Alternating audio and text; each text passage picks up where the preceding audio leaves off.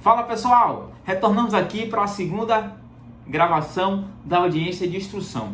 Ora, como eu disse para vocês, é interessante você saber o que aquelas pessoas que foram roladas na denúncia falaram, vamos supor, em uma delegacia de polícia, para que vocês saibam o que ela pode falar, o que você pode perguntar a ela que venha contribuir à sua tese defensiva, tá? Então é interessante você saber o que ela falou na delegacia, as falhas, as brechas que ela pode ter deixado. Pronto, as testemunhas de defesa. Eu sempre digo que antes de começar a audiência, ou se você tiver a oportunidade de conversar um dia antes com essas testemunhas de defesa, conhecê-las pessoalmente, é interessante você bater um papo com essas testemunhas, saber quem são essas pessoas pessoalmente, para quê? Para que você perceba se aquela pessoa é uma pessoa que fica nervosa, insegura, que ela fica com medo, tá? Se ela não fala de forma firme, né?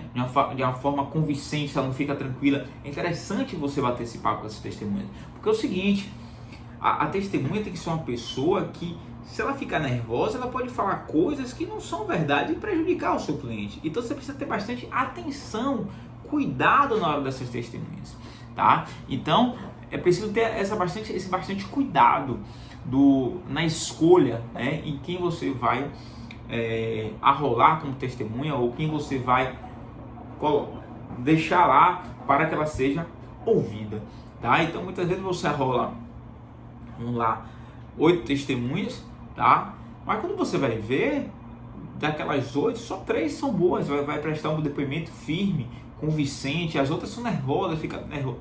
É melhor dispensar do que trazer um prejuízo à sua defesa, tá? Então, conversar, saber o que ela tem a falar, mas veja, nunca você deve determinar o que ela deve falar. Ó, você vai falar isso.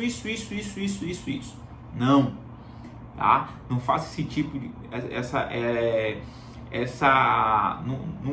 não ocorra nesse erro, né? Ela tem que deixar que ela fale da forma o que ela sabe, até porque ela não pode mentir. Então, nunca solicite para que a testemunha minta, tá? Nunca faça isso. Então, você deve conversar com a testemunha que você está rolando, para saber o que ela tem a falar, mas nunca deve pedir para que ela minta, tá?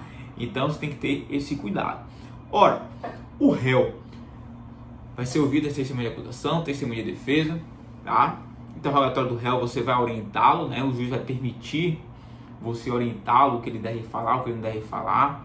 Então, você vai conversar com as provas que estão nos autos, vai ver a estratégia, qual a melhor estratégia, confessar, dizer que não foi bem assim, foi dessa forma, então não foi ele. Você tem o direito sim de orientar o seu cliente, né? Então sua estratégia pode ser o silêncio ou responder às perguntas feitas pela defesa, pode ser uma estratégia, mas pode ser outra estratégia falar, quando o Ministério Público perguntar, o juiz perguntar, montar uma linha o que ele deve falar.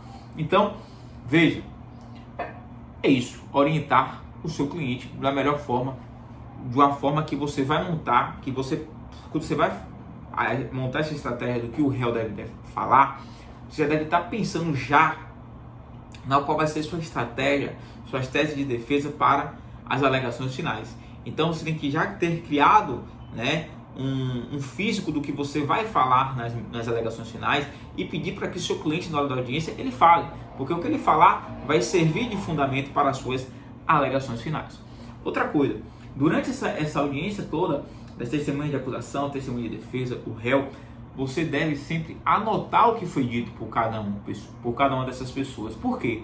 Imagine que o juiz ele determine a realização das alegações finais orais. Então é preciso que você esteja prestando atenção o que cada um disse, para que na hora das suas alegações finais você pontue o que cada um falou, da forma para quê? Para sustentar as suas teses de defesa, se foi a negativa de autoria, que não foi provado pelas testemunhas Y, X, tá?